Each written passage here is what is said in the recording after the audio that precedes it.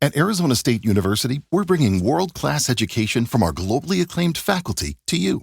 Ranked #1 in innovation for 10 consecutive years and #2 among public universities for employability, ASU isn't just ahead of the curve, it's creating new paths to success. Earn your degree from the nation's most innovative university. Online, that's a degree better. Explore more than 300 undergraduate, graduate, and certificate programs at asuonline.asu.edu. Before we begin, do you have a theory about this case or a story of your own? Leave a message on our socials. Our handles are all just Nightwatch Files without the space, or head over to nightwatchfiles.com to find them all in one place. Your insights might be featured in a future episode. I'm Harper Finley, and this is Nightwatch Files. For days, her phone kept lighting up, notifications after notifications, messages from friends, from fans, from people who cared. Yet the replies were unusual, short, vague, sometimes cold, distant, like a voice from behind a locked door, careful not to say too much. A young woman who had built a life online, sharing herself with hundreds of thousands. Her world was vibrant and noisy, alive with the steady pulse of content, videos, photos, streams, moments captured and shared with an audience that never stopped watching. She was present, she was seen, until one day, she wasn't. Her accounts went silent. The usual flood of posts dried up. TikTok feeds stopped refreshing. OnlyFans updates ceased. A void settled where her energy once radiated. For a creator so prolific, so connected, this silence was impossible to ignore. Her closest friends noticed first. They reached out. Calls went unanswered. Texts were met with brief messages, always similar in tone. "I'm not feeling well," one said. "I need some space," read another. But no one had actually seen her. No one knew where she was. Concern turned to unease. Friends tried to visit. Doors went unanswered. The apartment was locked tight. And still the messages came. Never voice notes, never videos, never the warmth of her real presence. Just words. Carefully typed, detached, rehearsed. It wasn't like her. As the days stretched on, the silence deepened, and the strange messages persisted. Something was wrong. Then, after nearly a week of growing dread, the illusion shattered. A troubling discovery came to light. Not what anyone expected. Not what anyone could have prepared for. What was found would unravel everything. A carefully maintained facade, a chilling secret hidden behind the screen. This is the story of Anastasia Grishman.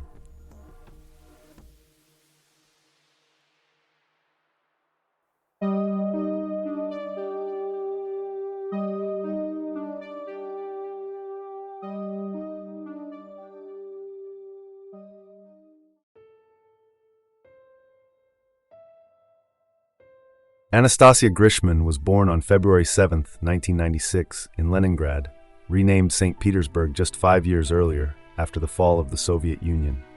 Her early life was shaped by the same instability that had marked post-Soviet Russia for much of the 1990s. It was a time of economic collapse, political upheaval, and growing social inequality. For ordinary families, survival often came ahead of structure or care. Anastasia's father was present in name only. An alcoholic, he was largely absent throughout her upbringing. He drifted in and out of her life, leaving little behind beyond unmet expectations. Her mother, Elena, became the only stable adult figure, but even her presence was erratic. The family was extremely poor. In interviews years later, Anastasia described how she and her mother moved frequently, staying in hostels or shared rooms. For over a decade, the pair lacked a stable place to live. At one point, they slept in the same bed in a crowded communal hostel where strangers came and went at all hours of the night. There was no privacy, no consistency, no safety. Despite Elena's efforts to work and support them, she was often away for long stretches, taking jobs in other cities. That left Anastasia alone, frequently unsupervised, and exposed to the harshness of her environment. She was still a child. She would later describe that period as one of deep loneliness. She felt invisible, left to raise herself. The absence of adult care left scars. She grew up guarded and emotionally self-contained. She later said that from the age of 5, she could already sense that she wasn't anyone's priority. She became what she called self-taught in life, figuring things out alone, because no one else was available to show her. The result was a child who appeared tough on the surface, but who internalized the belief that she had been forgotten or rejected by the people who were supposed to protect her. At age 12, Elena sent her to live with her paternal grandmother in the town of Kolpino, about 30 kilometers southeast of central St. Petersburg. To the outside world, it was a positive move. The apartment was stable. She had her own room. There was food, quiet, and structure. But to Anastasia, the change only deepened her sense of abandonment. Her grandmother, her babushka, became the first consistent adult figure in her life. But the move came with a message that her mother had chosen to prioritize work, relationships, or simply her own comfort over being with her daughter. This perceived rejection shaped Anastasia's worldview. She began to isolate herself emotionally. She struggled with depressive thoughts and developed an eating disorder. Though she rarely presented herself as vulnerable in public, friends who knew her well described someone who could swing between extremes, warm and energetic in one moment, withdrawn and self-critical the next. She admitted that she struggled to trust others. She would often preemptively push people away. Still, in the privacy of her grandmother's home, she began to find direction. She discovered an early love for art. Her grandmother encouraged her creativity, never dismissing her ideas, no matter how unusual they seemed. Anastasia began drawing obsessively. She used her bedroom walls as sketch pads. She moved on to painting and eventually to tattoo design. Her notebooks were filled with anime characters, fantasy motifs, and symbols of escape. She spent hours watching animated films and sketching scenes frame by frame. She dreamed of becoming a famous artist, of being known and remembered. At 15, she had her first tattoo inked, illegally, given her age. Not long after, she began tattooing herself. She would later become known for the large portions of her body she had covered on her own, using a handheld tattoo machine and a mirror. It was both an act of defiance and control. In a world where she had often felt powerless, marking her own body on her own terms gave her a sense of agency. Her physical appearance became a form of identity. She dyed her hair, adopted piercings, wore heavy makeup, and leaned into gothic, punk, and anime subcultures. It wasn't just about aesthetics, it was about asserting who she was and who she wasn't. She spoke openly about rejecting traditional Russian beauty standards. She resented what she saw as the country's obsession with conformity. She wanted to be different, and she was. Online, she adopted the handle Grishman, a shortened, stylized version of her surname, and began sharing photos and videos of her life. She posted makeup tutorials, cosplay shoots, and clips of her cat. But her focus gradually shifted toward tattooing.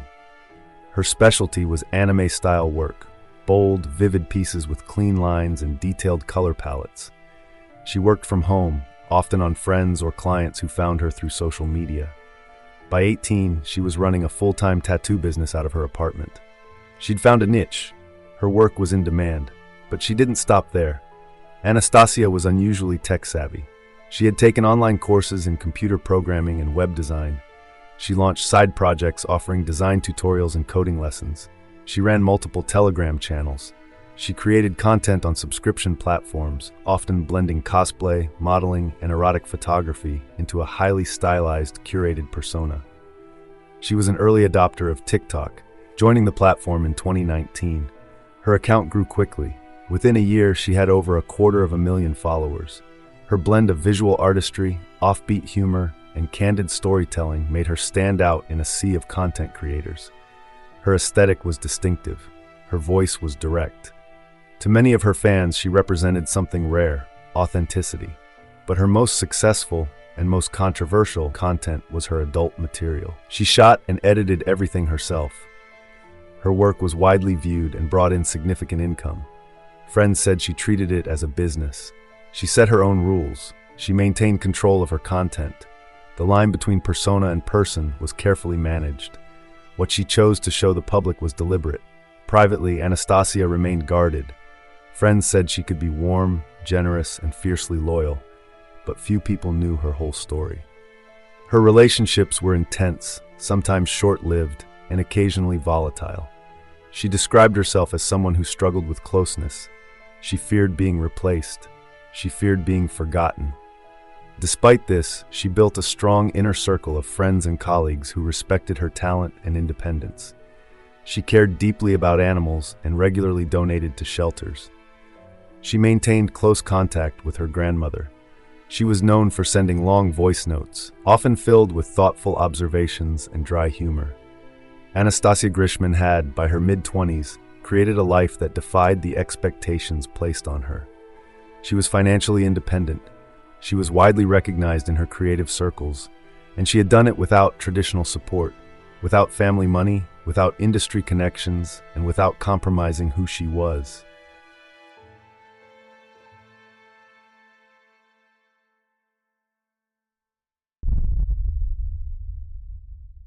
Quick break. Ads keep the show running, but if you want to skip them, the ad-free version's on Patreon for just $3 a month. Links in the show notes. And we're back. Thanks for sticking through that. Let's get back to it.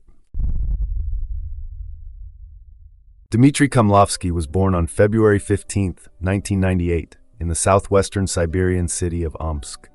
Situated along the Irtysh River and known for its stark winters and Soviet-era infrastructure, Omsk was a remote industrial center with limited opportunities for upward mobility. Like many cities in post-Soviet Russia, it was shaped by decades of underinvestment, tight social control, and economic disparity. It was within this context that Dmitry entered the world. Very little is publicly known about Dmitry's early childhood. What is known is that his mother died when he was still very young. The circumstances of her death have never been made public, but her absence marked the defining event of his early years. His father remarried not long afterward, and Dmitry was raised by his father and stepmother.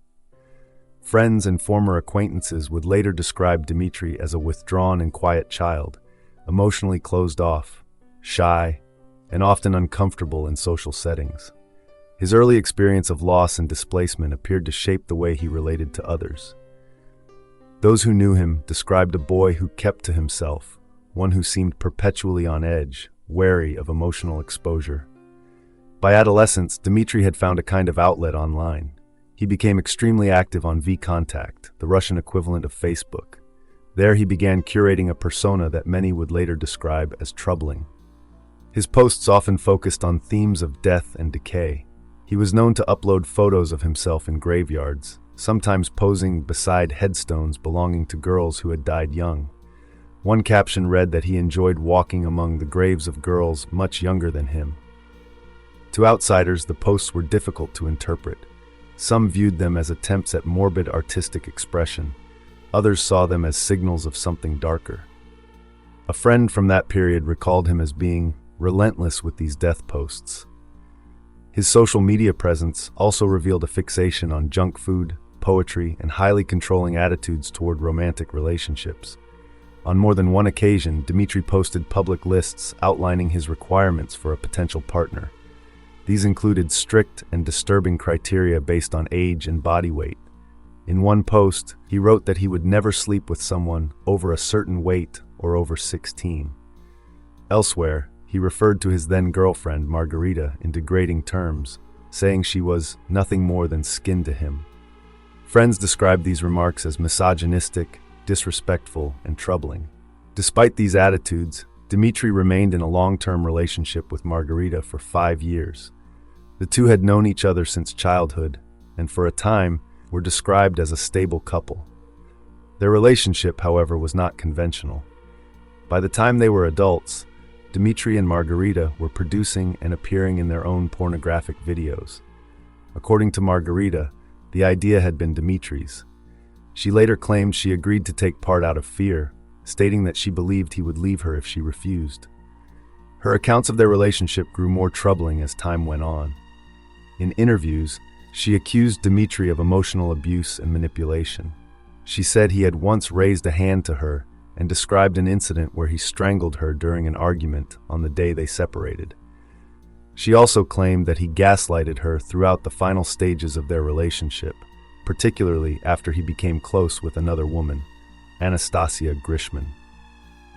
Professionally, Dmitry drifted between projects. He earned money through a mixture of web design, IT programming, and what he called home movies, a euphemism for amateur pornography. Under Russian law, producing pornographic material for commercial purposes is illegal, though enforcement tends to be uneven. The penalties range from 2 to 6 years in prison. Dmitry appeared to operate in the gray areas of the law, avoiding formal studios and distributing content through subscription platforms. He had no formal business licenses, and his work was shared under pseudonyms. At 18, Dmitry relocated to St. Petersburg with Margarita. There, he picked up occasional IT work while continuing to build his online presence.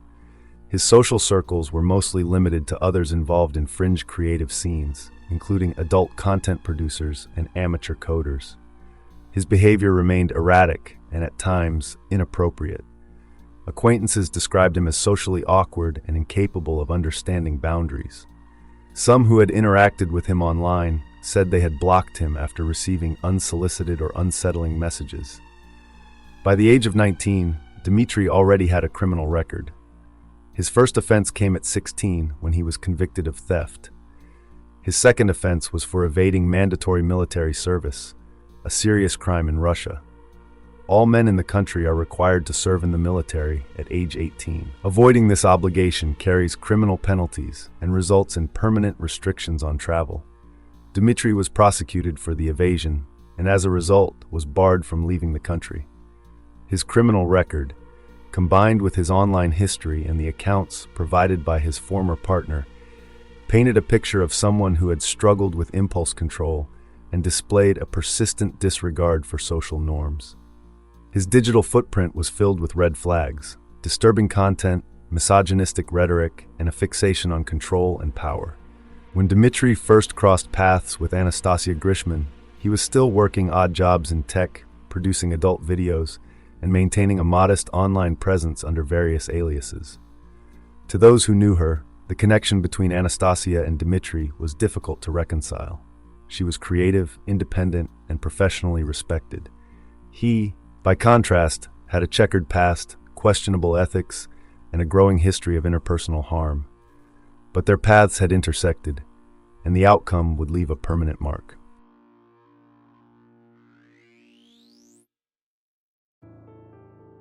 In late 2021, around the beginning of September, Dmitry Kamlovsky, then still using the surname Chernyshov, was referred to a tattoo artist named Anastasia Grishman.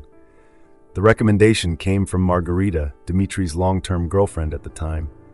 Margarita had been a client of Anastasia's and referred to her as her favorite tattooist. Dmitry booked a large-scale tattoo that required multiple sessions. This meant he would be returning to Anastasia's studio on several occasions in the weeks and months that followed. From the beginning, the two formed an easy rapport. They found they shared many interests. Both had a love of cars. Anastasia was especially fond of supercars and had been involved in the street racing scene. They were also drawn to art, and both had a highly visible relationship with body modification. Dmitry had tattoos on his face. Anastasia was covered in ink. More importantly, their connection seemed to run deeper than shared tastes. Both had experienced early emotional abandonment in different forms. Dmitry's mother had died when he was very young.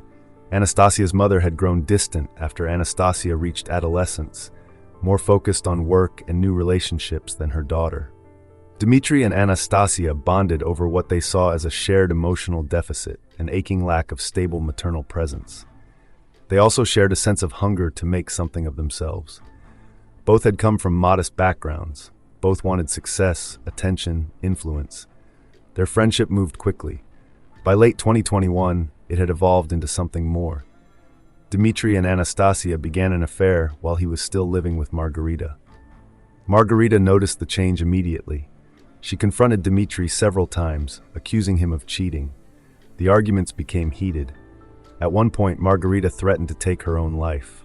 In an apparent attempt to de-escalate the situation, Dmitry and Anastasia visited the flat where Margarita still lived with Dmitry. The meeting quickly deteriorated. Margarita ran out into the snow barefoot, still in her pajamas. It was Anastasia who called the ambulance. Not long after this, Margarita learned that Dmitry had bought Anastasia a car. It was a significant purchase, one he had never offered to make for her. She felt betrayed and publicly humiliated. According to later reports, she took the car and deliberately crashed it. Dmitry soon left Margarita for good. He and Anastasia became a couple. By early 2022, their relationship had deepened to include professional collaboration. Dmitry took on multiple roles in Anastasia's growing business. He handled her tattoo bookings, managed her online presence, edited content, and helped sell digital courses in programming and design. His support appeared to be effective. Within a matter of months, Anastasia's annual earnings nearly doubled, from approximately 4 million rubles to 7 million. The pair married in February 2022, just 5 months after they first met. Shortly after the wedding, there was a sudden shift in direction. Dmitry, who had previously filmed pornographic material with Margarita, convinced Anastasia to join him in a similar venture. The two began producing adult content together. They started on OnlyFans and later moved some of their material to Pornhub. Within weeks, Anastasia's new career path had become a matter of public scrutiny. In April 2022, she was invited to appear on a talk show called Beyond the Edge. The program was known for its combative tone and controversial subject matter. During the broadcast, Anastasia's mother expressed strong disapproval of her daughter's involvement in pornography, placing much of the blame on Dmitry. Anastasia, in turn, seemed prepared for the backlash. She portrayed herself as defiant, even provocative. She told the host panel that doing porn had always been a dream of hers, and that Dmitry had simply helped her realize it. Margarita, Dmitry's now ex-girlfriend, was also invited onto the show. Her presence added further tension. She accused Dmitry of manipulation and abuse, alleging that he had pressured her into making adult content and had physically assaulted her. She also suggested that Dmitry had chosen Anastasia because she already had an online following and social media presence. She was an influencer and a well-known tattooist. Anastasia responded to these accusations by labeling Margarita jealous. When pressed by the panel about the violence claims, Dmitry dismissed them outright. He was cruel and derisive. He compared the two women publicly, praising Anastasia's looks while calling Margarita hysterical. Despite the show's confrontational nature, and despite the clear warnings voiced by both Margarita and Anastasia's mother, Anastasia stood by Dmitry. She referred to him as a hero and downplayed the accusations. But when her mother broke down on camera, Anastasia seemed momentarily shaken.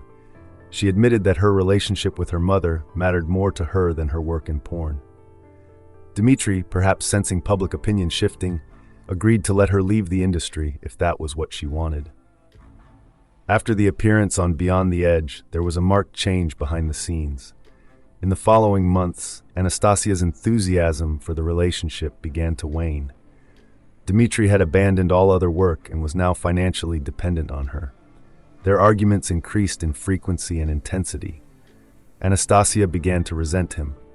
According to accounts from people close to her, she described him as a burden. She started to make plans in secret. Her goal was to leave Dmitry, leave the business, and leave the country. She intended to move to South Korea and open a tattoo studio there. She began selling her possessions and putting money aside. She confided in another TikToker named Kirill, telling him about her frustrations and fears. By late July 2022, Dmitry had moved out of her apartment. The relationship had fully collapsed. Anastasia was in the process of organizing a divorce. According to friends, she was optimistic about the future and was preparing to leave Russia for good.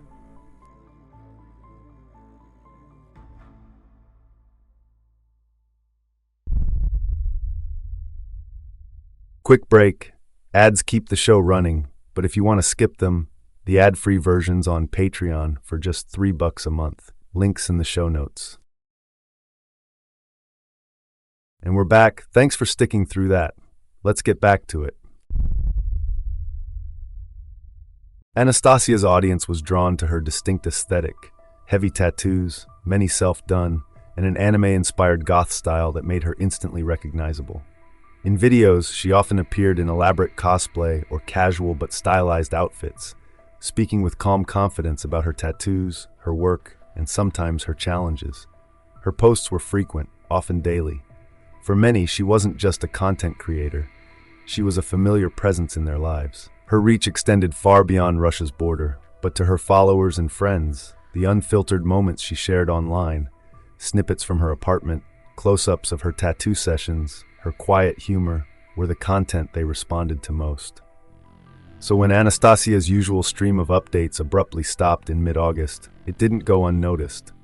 At first, the silence seemed temporary. Some fans speculated that she was taking a break. Others thought she might be traveling. On her public accounts, no new videos or posts appeared.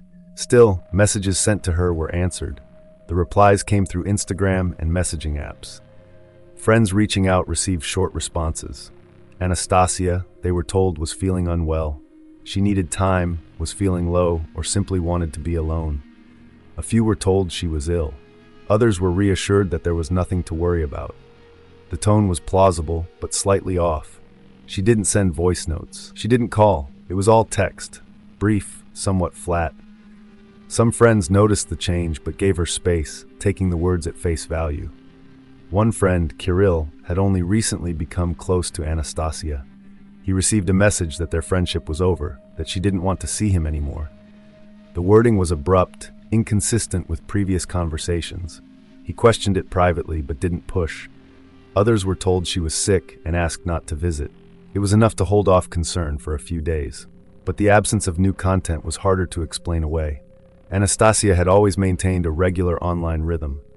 Whether through short-form videos, stories, or previews of her work, she had rarely gone more than a day or two without posting. Now a full week had passed. Her profiles remained visible, her older posts still receiving likes and comments, but she was silent.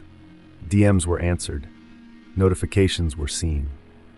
But there were no signs of new photos, no glimpses of her face, no recent clips in her voice. Some messages from her sounded neutral, others were evasive. When friends suggested meeting in person or calling directly, they were deflected. Concerns began to build. A few of her friends formed a private chat to compare what they had heard.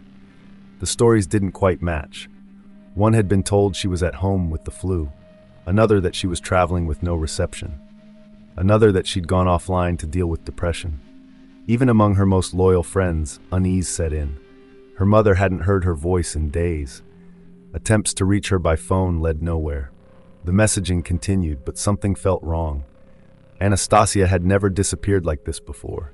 She had once taken a break from posting, but she had warned people in advance. This was different.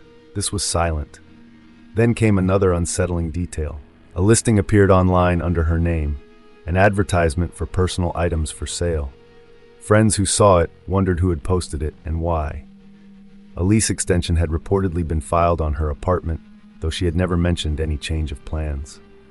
By the end of the week, a handful of those closest to her decided they couldn't wait any longer.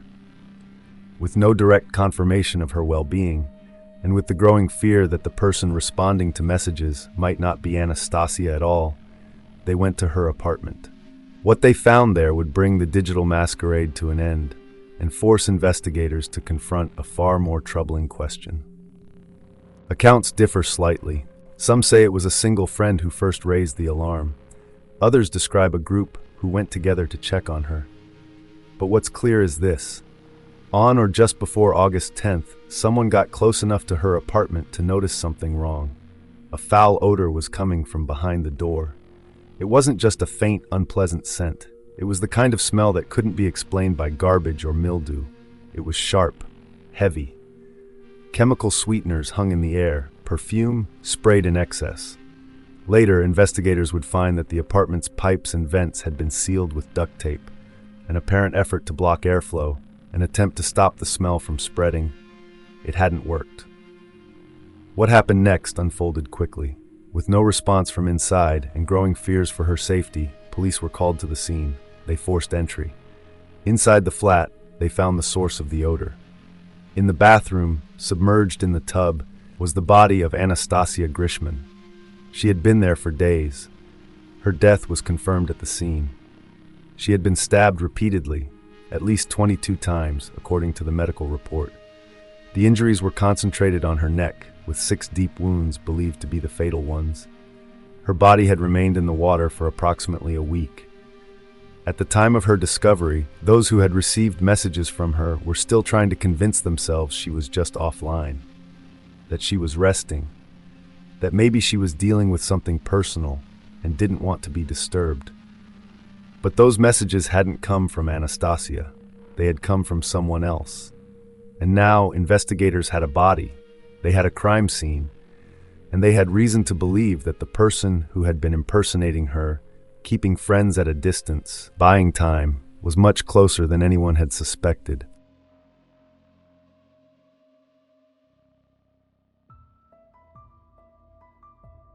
As news of Anastasia Grishman's death broke across St. Petersburg, attention quickly turned to the man who had been the last known person to see her alive, Dmitri. In the days following Anastasia's disappearance, Dmitri had maintained a quiet, calculated performance.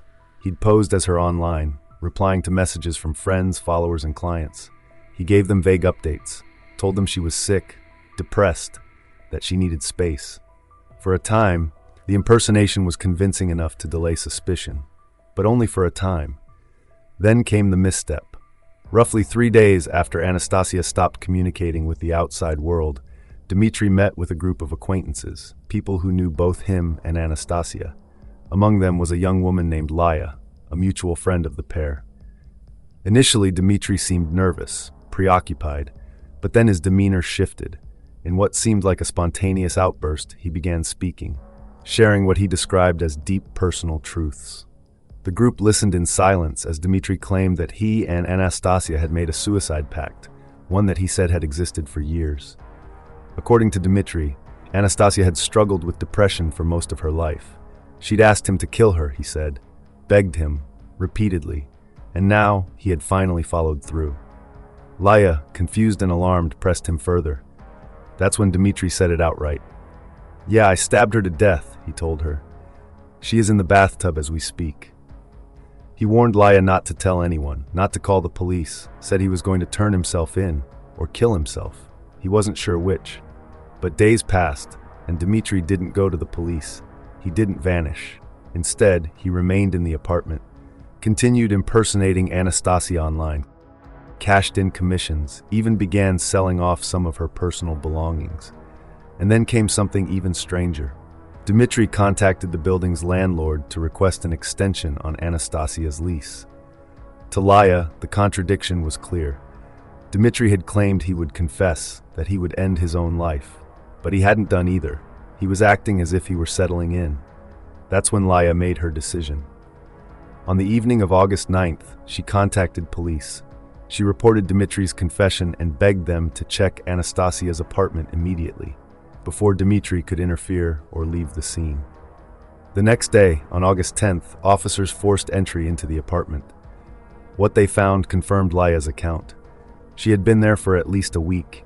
The room had been sealed with duct tape, vents were covered, pipes blocked, bottles of perfume had been emptied in an attempt to conceal the odor of decomposition. But it wasn't enough. An official manhunt was launched. Dmitri Komlovsky was now the primary suspect in a murder investigation. But he didn't get far. Within 24 hours of the body's discovery, police located Dmitri hiding out at a motel on the outskirts of St. Petersburg. It was less than 30 minutes from the crime scene. He was taken into custody without resistance. He was charged with murder later that same day. At first, Dmitri gave a statement to police in which he described Anastasia as a troubled young woman. He claimed she had long suffered from mental illness and that she had begged him, repeatedly, to end her life. He said the killing had been an act of assisted suicide. This defense was short-lived. The evidence told a different story, so the tone shifted. Dmitri dropped the language of consent. And finally, he confessed outright to the killing. In court, the suicide pact theory was dismissed. Judges concluded that the murder was not the result of any agreement between Dmitri and Anastasia. Instead, the evidence pointed to something else entirely, a pattern of conflict, jealousy, and possessiveness that had spiraled into violence. Anastasia had never asked to die. She had asked to be left alone, and when Dmitri refused, it cost her everything.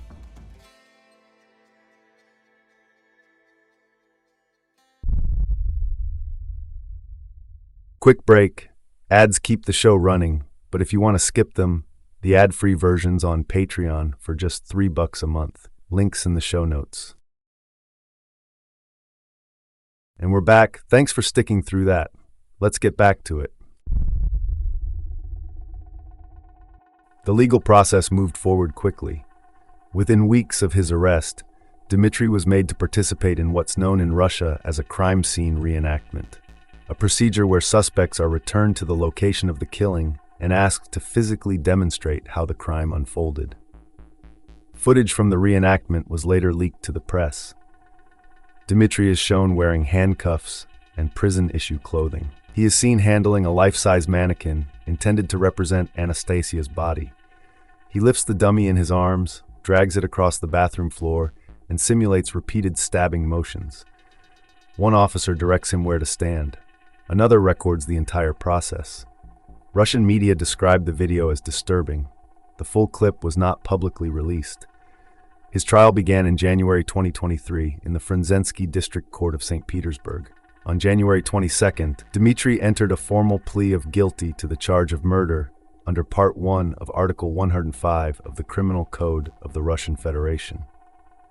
In his courtroom statement, Dmitry admitted to stabbing Anastasia.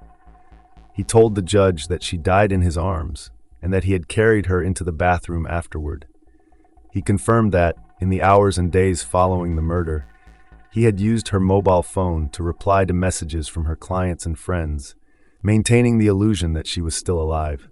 During this time, he applied for a lease extension on her flat, sold her belongings, and accepted money under her name. The court reviewed forensic evidence and pathology reports.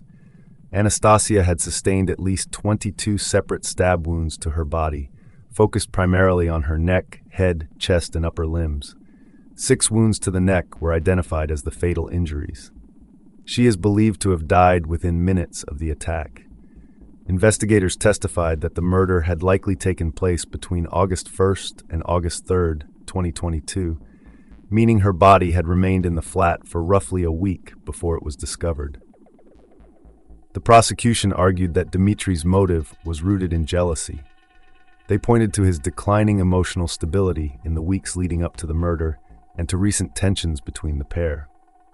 It was alleged that Dmitry had grown increasingly possessive and controlling, particularly after learning of Anastasia's romantic involvement with another man named Kirill. She had also told close friends that she was planning to move abroad without Dmitry. There was speculation that Anastasia may have cut him off financially, or that he had lost access to her accounts, equipment, or online platforms. The court heard that the pair's relationship had fractured in the weeks prior, and that Dmitry may have viewed the murder as both a punishment and a final act of control. The judge rejected Dmitry's initial claim of assisted suicide and found him guilty. He was sentenced to 8 years of imprisonment in a high-security correctional colony. The facility assigned to him was IK-3, located in the Yamalo-Nenets Autonomous Okrug in Siberia. It is colloquially known as Polar Wolf. Conditions at Polar Wolf have been described by human rights observers as extreme. Inmates there are subjected to sub-zero temperatures, with winter lows of -20 degrees Celsius. Former prisoners have reported being forced to stand outdoors for hours on end while drenched with cold water. There are documented allegations of beatings, torture, tear gas, and psychological abuse. Some inmates are believed to have died by suicide. The prison is isolated, with limited oversight. The sentence drew sharp criticism. Commentators, journalists, and the public expressed disbelief. The brutality of the attack, the number of wounds, the impersonation, the concealment seemed to demand a harsher penalty. In other countries, similar crimes had drawn sentences of 25 years or more. In Russia, the typical sentence for murder ranged from 8 to 15 years. Some noted a pattern. Those who opposed the government or belonged to marginalized groups often faced longer prison terms than convicted killers. One outlet called Dmitry's sentence a joke. Another asked whether women's lives were valued at all. After his sentencing, Dmitry allegedly made repeated requests to authorities asking that his name be withheld from the media. These requests were denied. In the aftermath of the trial, Anastasia Grishman's funeral was held in private. However, her mother allowed select media outlets to photograph and film portions of the service in exchange for payment. This decision drew criticism online. particularly after it was revealed that her grandmother had opposed the arrangement and had kept her distance throughout the event. The Russian talk show Beyond the Edge aired a follow-up special devoted to Anastasia's murder. The episode featured her mother and Laya, the same woman who had reported Dmitry to police. During the broadcast, Laya recounted her final conversation with Dmitry. She told the host that he had described Anastasia's last moments to her directly. According to Laya, Dmitry claimed Anastasia had said, quote, "I love you. Kiss me. Call an ambulance." This statement, if true, would undermine his earlier suicide claim. However, some medical professionals and online commentators questioned whether such speech would have been physically possible, given the extent of her injuries, particularly the damage to her neck. Laya also spoke about the condition of the apartment. She recalled how Dmitry had attempted to mask the smell of decomposition by sealing air vents and drains with duct tape and by spraying large quantities of Anastasia's perfume throughout the flat. She said the scent lingered heavily in the air, almost suffocating. Anastasia's online presence has since been removed. Her adult content accounts were deactivated. Any income generated through those channels is believed to have ceased at the time of her death.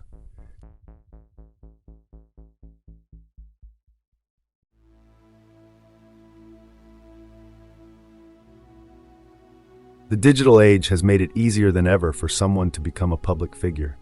A phone, a camera, and a consistent online presence can turn an ordinary life into a highly visible one, watched, followed, discussed. But with visibility comes risk. For Anastasia Grishman, her status as a TikTok and OnlyFans creator brought her financial freedom and an audience in the hundreds of thousands. It also brought control, resentment, and violence, until one day in August 2022, it ended in her murder. Anastasia's life online told one story. At a glance, she appeared confident, successful, admired. Her TikTok page had nearly 300,000 followers. Her adult content, distributed through subscription platforms, earned her more than $60,000 a year. She lived in St. Petersburg, worked as a tattoo artist, and maintained a steady rhythm of content production, bookings, and digital engagement. But behind the scenes, the picture was darker. Her partner, Dmitry Chernyshov, formerly Dmitry Komlovsky, was deeply involved in her online life. He acted as her manager. He filmed her videos, handled her schedule, coordinated collaborations, sold digital courses, and managed her appointments as a tattoo artist. Their partnership appeared seamless, but it masked an imbalance of power. Dmitry was unemployed. He struggled with drug addiction. His income, his stability, depended entirely on Anastasia. The more successful she became, the more control he tried to assert. A friend of the couple would later speculate that Dmitry had been drawn to Anastasia because of her existing online fame, that he saw an opportunity to tap into her reach and profit from it. He wasn't the first. For some creators, especially women, financial and emotional exploitation by a partner masquerading as a manager has become alarmingly common. The relationship turned controlling. Dmitry, sources said, isolated Anastasia. He became jealous, especially of the attention she received online and the messages that flooded her direct inbox. When she began seeing another man, a fellow TikToker named Kirill, and made plans to move to South Korea, the situation escalated. She had started cutting Dmitry off financially. She wanted out. Anastasia's case joined a growing list of violent acts committed against female online creators. In Italy, an OnlyFans model named Carol Maltese was killed by an ex-boyfriend, who then used her phone to impersonate her online for months. In the United States and the United Kingdom, streamers like Amaranth, Sweet Anita, and Valkyrie have spoken openly about stalking, threats, and physical confrontations with obsessed followers. The parasocial nature of online fame, where strangers feel intimate with a person they follow, can foster dangerous delusions. In Russia, the problem has an added layer. The country is deeply conservative. Pornography, while widely consumed, is technically illegal. Producing it can carry prison time. Even in cities like St. Petersburg, described by some as the porn capital of Russia, adult performers face stigma. Anastasia's decision to appear on national television to discuss her career sparked backlash. Her lifestyle, her tattoos, her openness made her a target for judgment. Some argued that such women were from the lowest fringes, that they were choosing risk, that they brought it on themselves. It's a sentiment echoed in courtrooms, in sentencing, and in the silence that often surrounds domestic abuse. In Russia, domestic violence was effectively decriminalized in 2017. First-time offenses that don't result in serious injury are no longer treated as criminal. This has sent a message, loud and clear, that within the home, brutality might not meet resistance, that control, isolation, and violence are not only possible, but plausible. Anastasia Grishman's life was full of ambition, digital success, and self-expression. It ended in silence, hidden behind a locked door, while her name and likeness were manipulated by the man who killed her. Her murder is not just a tragedy, it is a warning about power, about control, about what happens when someone's visibility becomes a weapon turned against them. Her family has not spoken publicly since the airing of the second Beyond the Edge episode. Dmitry Komlovsky remains incarcerated. His projected release date has not been made public.